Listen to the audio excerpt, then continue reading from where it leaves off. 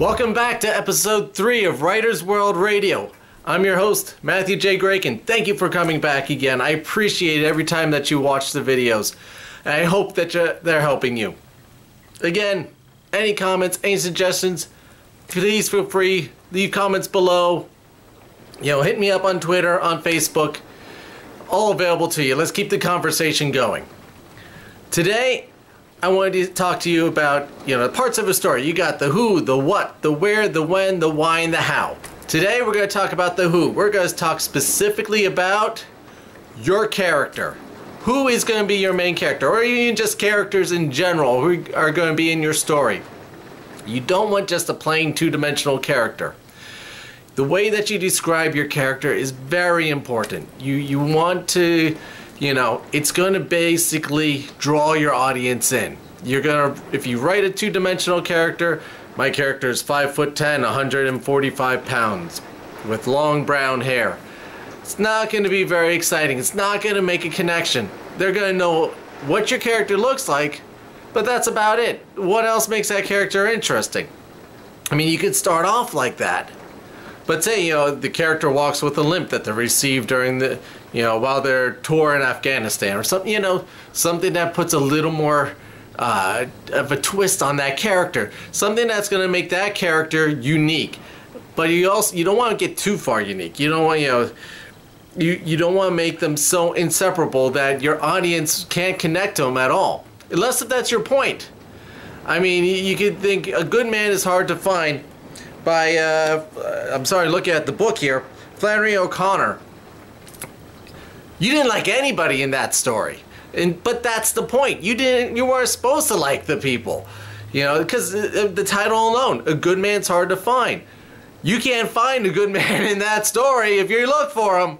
Because, they're all just a bunch of hoo-has. Or another one, Joyce Carol Oates, Where Are You Going, Where Have You Been? It's another example of characters that the main character itself, I personally thought was kind of whiny. You don't get a real good connection to that character. You start feeling a little something for her at the end. If you've read it, you kind of know where I'm talking about. But even at that, she wasn't a prime example. But that's the point of those stories. So if the point of your story is to have a character that your main character is quite questionable, make him so. Make him just kind of, they're snobby, they're, the way that they answer people, the way that they talk is going to portray your character very well. So use description, the parts of speech, they said with a diabolical tone. They grumbled and frowned as they answered somebody, just something that's going to, you're not saying that the character is not, a not good person. But the way the character interacts, the way that the character communicates and acts, actions speak louder than words, even goes in writing. The way that you portray that character paints more of how that character is. If that character is helping old little ladies across the road, that's a good character. If, they look out for other people, or always smiling. That portrays more of a gentle character, and people may connect better. Again, all depends. What is your story about? As we talked in a previous episode in the brainstorming, you're going to brainstorm and think of your story. Now it's time to think, what kind of character will portray, go along with this story? What kind of character fits in this story that I just came up with? And whenever I wrote the White Glove, she's going to be a detective. She wanted to be a medical examiner, but she couldn't stomach it. So that gives it a little twist. And little character traits. That character is adopted. Very unique, and she has a twin sister who's not actually biologically related to her. Nice little quirky things about the character that makes her unique, makes her special, makes her different, stands out. But it isn't anything too far-fetched. It just makes, just adds more layers. The more layers you can add to a character, the more interesting they become. Like I said, walks with a limp because they got injured. How did they get injured? That speaks more volumes into the character. You know, then don't just put it out there. You know, in the first paragraph, the character was injured during Afghanistan conflict and now it walks with a limp. You know, have him walking with a limp, and then, you know, later on it comes out that, well, I got the limp because I got injured. Or maybe they had injured playing football. You know, think about it, but no, don't put everything out right at the beginning. And make their actions tell you more about that character than your personal words do in that book or that story. You know, the more layers of that onion that you could divulge in that character throughout the book. If it's a series, you don't want to leave stuff for the second and the third book, but you do want to bring them up again, or you can add in more characters because people change over time. Maybe the events of the first story changes how the character acts in the second story or the third story. You know, keep building that character, evolving them.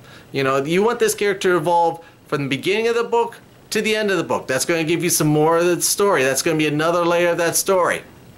So things to think about. You know, tell your audience, you know, think about it. How does your character react to a certain situation? How do they smile? You know, how do they laugh? Do they have a little giggle? You know, do they have a good old ah ha ha out guffaw? You know, do they walk normally? Are they tall, short, round, pear shape, square, like a, you know, rectangle-ish? You know, you've seen people like that. They're just kind of, there's not much to them. You know, do they prefer sneakers over dress shoes? Shorts over long pants? Are they always cold, always warm? You know, do they have like a nervous tick? You know, do they get aggravated and do something? Now, I apologize if you hear all that rain just before I start recording. The rainstorm that's supposed to have been happening hours ago just started. But I digress.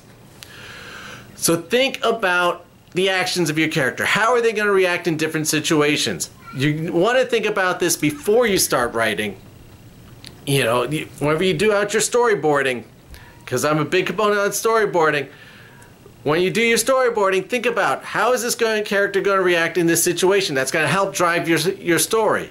If you don't feel that character is going to react the way that you want them to in that situation, then you got to change something. You got to change the situation, because you're not. If you change your character, it's not going to feel natural, and people are going to pick up on that.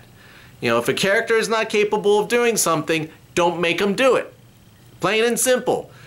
If your character, you know, is a pacifist, they're not going to use a gun to kill someone. It's just not going to happen.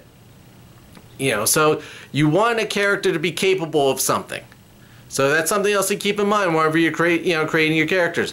You create the character good enough, it's going to sound strange. They're going to start talking to you and telling you, this is how I'm going to do it. You know, they're going to, how they say something, it's just going to start sounding in your head. Once you start realizing who this character is, you're going to create a relationship with this character, and that's going to come across on your pages. So think about your characters whenever you're writing. You know, come up with all the different details. If it helps, write down the traits. Get a piece of paper, write down the character's name, write down the, you know, date of birth. How tall are they? How much do they weigh? What did they do in high school? Did they play sports? You know, did they even go to high school? Create a whole profile on them, because you're going to constantly refer back to them, and this is going to, again, create natural actions for your character. The more natural these actions feel, the more real this character will feel to your audience. That's important. That's how you write a good character. So, how do you come up with your characters?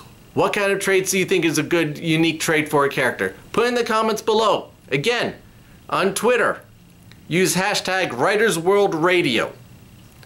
Let's keep this conversation going. The more conversation we get going, the better these things get. You can find us on Facebook at the address below, facebook.com/MatthewJGraken, or I'm at Twitter at MatthewJGraken. I want to thank everyone again for the comments, for the likes on the previous video. Path of Light, great idea. The news, fantastic for coming up with ideas. Where else can you find something crazier than reality?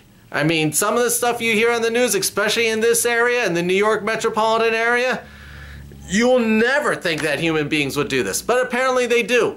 So that's how, great way to be able to take that and build a story on it. Thank you again for watching.